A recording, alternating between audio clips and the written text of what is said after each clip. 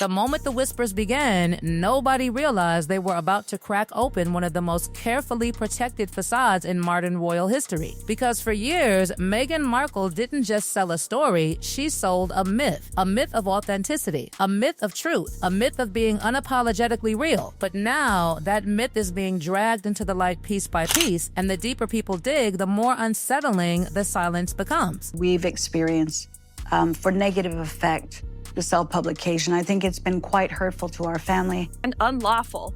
And that the tabloid's omission of several parts of the letter was a deliberate attempt to smear the Duchess. And look, Samantha, we had Tom Bower on earlier, who has obviously researched both sides of the story. You see, Meghan built her entire identity around one powerful promise: authenticity. She stood on stages, gave speeches, and delivered carefully crafted words about truth, empowerment, and owning your narrative. From the outside, it looked flawless. A modern fairy tale. A woman who rose from humble beginnings to stand beside a prince. It was perfect, too perfect, and perfection has a way of attracting suspicion. Because here's the uncomfortable truth nobody wanted to say out loud at first. When journalists, real journalists, the kind who don't just copy headlines but actually dig, tried to piece together Meghan's early life, something didn't add up. The timeline wasn't smooth. The story wasn't complete. There were gaps, strange gaps, missing chapters that seemed to vanish into thin air. And those gaps weren't coming from random internet trolls. They were coming from seasoned investigators like Andrew Morton and Tom Bower. These were men who had spent decades unraveling royal histories, exposing truths others couldn't touch. They knew how to verify facts. They knew how to follow paper trails. But with Meghan, they hit walls, solid walls, walls that didn't just block access, they erased clarity altogether. Married in the temple,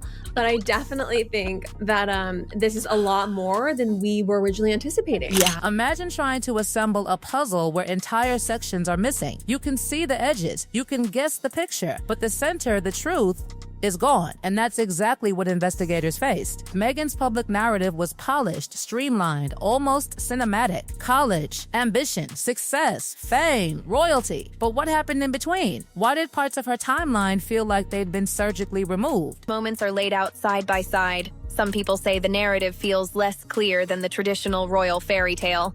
The contradictions were subtle at first, easy to dismiss, easy to ignore, but they were there, and once people noticed them, they couldn't unsee them, because authenticity doesn't leave gaps. Authenticity doesn't skip chapters. Authenticity doesn't erase inconvenient details. Your sister, your half-sister, has just lost her $100 million Netflix contract. A flawless narrative started to feel like a carefully edited production, like scenes had been cut, like moments had been rewritten, like someone had taken scissors to the truth and rearranged the story into something more presentable. But then everything changed because the whispers stopped being whispers and they started coming from inside the family. Samantha Markle. For years, she had existed on the margins of Meghan's story, ignored, dismissed, written off as irrelevant. The estranged half-sister, the inconvenient voice, the one person the narrative didn't have room for. And for the longest time, nobody listened to her. It was easy to dismiss her, easy to call her bitter,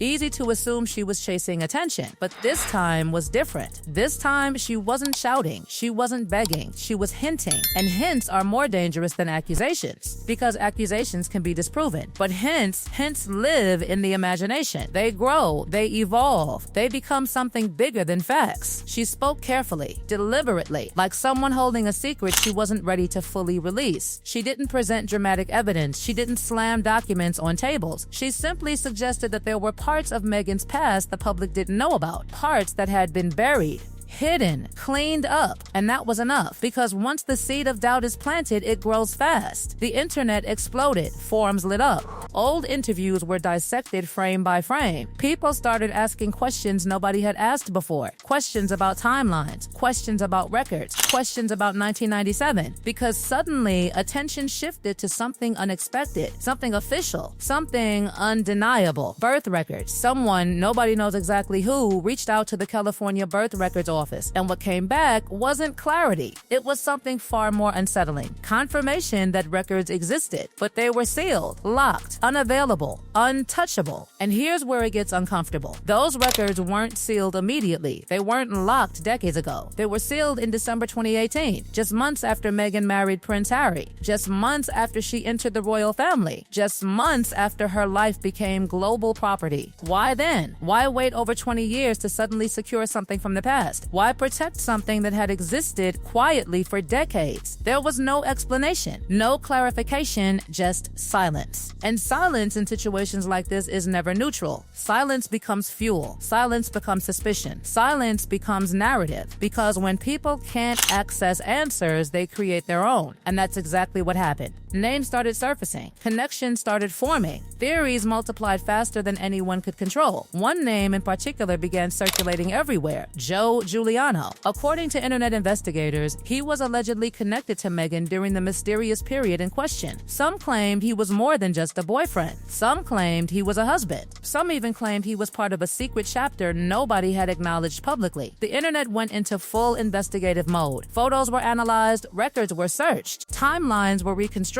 People were determined to find proof. But here's where it gets strange. The deeper they dug, the less they found. No marriage license, no verified ceremony, no confirmed documentation, nothing concrete. It was like chasing a ghost. And yet, the absence of proof didn't kill the story. It intensified it. Because when people expect answers and find none, they assume concealment. Then came another twist, another name, Sean Johnson. Unlike Joe, Sean wasn't a stranger. He wasn't an unknown figure. He was family, a cousin, someone who existed openly within Meghan's circle. And suddenly, attention shifted. Because sometimes the truth isn't hidden behind strangers. Sometimes it's hiding in plain sight. Family photos were revisited. Videos were re-examined. Expressions compared. Features analyzed. The internet became obsessed with patterns. And through all of it, one thing remained constant: silence. No confirmation, no denial, just silence. And that silence became louder than any statement ever could, because silence creates space. Space for doubt, space for speculation, space for stories that refuse to die. And now, the carefully constructed image Meghan spent years building faces something far more dangerous than accusation. Uncertainty, not proven lies, not confirmed secrets, but unanswered questions. Questions that refuse to disappear. Questions that linger.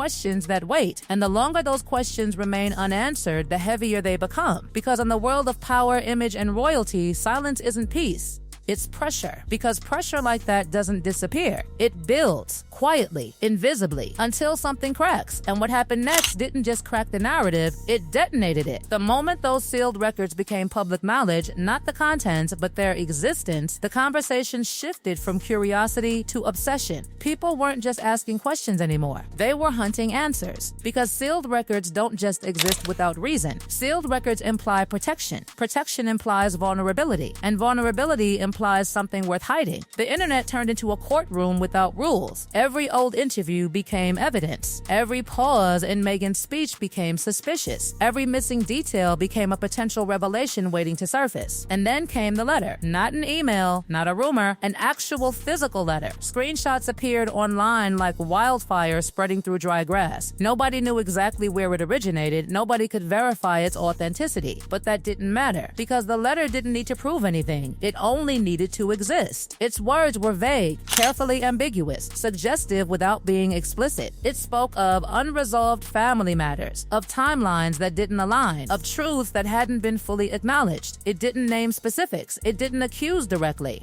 It didn't need to, because ambiguity is more powerful than accusation. Ambiguity invites imagination. Ambiguity invites fear. Ambiguity invites obsession. People analyzed every detail: the handwriting, the spacing, the ink. Some claimed it matched Samantha Markle's writing style. Others called it a fabrication. But disagreement didn't kill the story. It fueled it. Because controversy feeds attention, and attention feeds narrative. And Samantha herself, she didn't confirm it. She didn't deny it. She stayed silent. That silence wasn't passive, it was strategic. Silence kept the conversation alive. Silence prevented closure. Silence allowed the mystery to breathe. Because closure kills interest. Mystery sustains it. And Meghan, for someone who had spent years mastering control, suddenly found herself at the center of something uncontrollable. The image she built, the image image of transparency, empowerment, authenticity was now being examined under a microscope. Every word she had ever spoken about truth was being replayed, every public appearance reanalyzed, and suddenly authenticity itself became the question. Because authenticity isn't just about what you show, it's about what you don't. And people started noticing patterns in how her early years were discussed, patterns in what was emphasized and what was skipped. Investigators and journalists had already struggled to verify certain aspects of her early timeline, but now those gaps felt heavier, more intentional, more deliberate. Why were certain years glossed over so quickly? Why did the narrative jump forward without explanation? Why did documentation exist but remain inaccessible? These weren't accusations, they were questions. Questions that refused to disappear. And once doubt enters public perception, it doesn't leave easily, because doubt changes everything. Doubt reshapes narratives. Doubt redefines truth. Suddenly, Meghan's rise didn't just look like a fairy tale. It looked like a carefully managed story, a story where certain chapters had been edited, where certain details had been controlled, not necessarily false, but controlled. And control, when discovered, creates backlash, because people don't just want stories, they want truth. And here's where things became even more complicated, because the sealed records weren't the only documents that had been secured. Her first marriage records, locked, unavailable, restricted. Another piece of the puzzle, inaccessible to public verification. Individually, these actions could be explained. Privacy is normal. Protection is reasonable. Public figures secure personal records all the time. But collectively, they formed a pattern of restriction, a pattern of control, a pattern that fueled suspicion. And the more people noticed that pattern, the more relentless the attention became. Because attention doesn't fade when mystery exists. It intensifies, it evolves, it spreads. The internet didn't move on, it doubled down. Forums